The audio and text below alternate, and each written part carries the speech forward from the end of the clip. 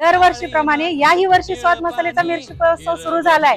चांगल्या क्वालिटीच्या मिरच्या, जिथे मिरच्यांचं उत्पन्न जास्त आहे त्या ठिकाणी त्या शेतकऱ्यापाशी जाऊन ती मिरचीची क्वालिटी बघून कमीत कमी रेटमध्ये तुमच्यापर्यंत पोहोचवण्याचा प्रयत्न करतोय।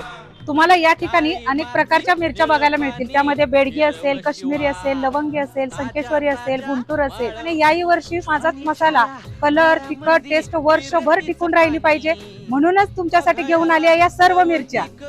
तर हा महोत्सव 15 मार्च ते 30 मे पर्यंत मैत्रिणींना सुरू आहे। तर वाट कसली बघताय?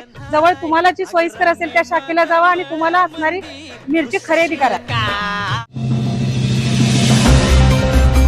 किर्लोस्करवाडी उड्डाण पुलावरील फलकांमध्ये त्रुटी, ईश्वरपूर ऐवजी इस्लामपूर, दुधोंडी ही उल्लेख नसल्याने नाराजी।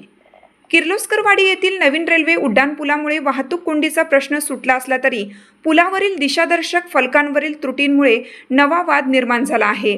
राज्य शासनाने 2 वर्षापूर्वी इस्लामपूर शहराचे अधिकृत नामांतर ईश्वरपूर असे केले आहे। मात्र शासन निर्णय लागू होऊनही पुलावरील फलकांवर अद्याप जुनेच नाव कायम ठेवण्यात आलं आहे। याशिवाय हा मार्ग पुणदी, नागराळे, दुधोंडी आणि ईश्वरपूरकडे जाणारा महत्त्वाचा रस्ता असताना परिसरातील मोठे आणि प्रमुख गाव असलेल्या दुधोंडीचे नाव फलकावरून गायब आहे।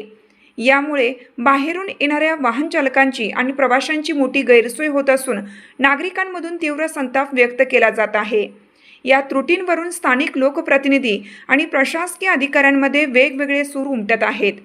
दुधोंडी ग्रामपंचायतीचे उपसरपंच विजय जाधव यांनी या निष्काळजीपणावर तीव्र नाराजी व्यक्त केली असून महारेल प्रशासनाने तातडीने फलकांमध्ये दुरुस्ती करून ईश्वरपूर हे शासनमान्य नाव लिहावे आणि दुधोंडी गावाचा समावेश करावा अशी लेखी मागणी ग्रामपंचायतीतर्फे रेल्वे प्रशासन व बांधकाम विभागाकडे केली असल्याचे सांगितले आहे।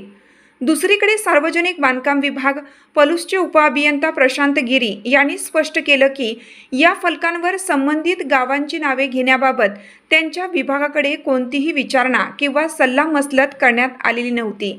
फलकांमधील या गंभीर चुकांमुळे आधुनिक पद्धतीने उभारलेल्या या पुलाच्या उद्घाटनाच्या आनंदावर विरजण पडले असून तात्काळ दुरुस्ती करण्याची मागणी जोर धरत आहे।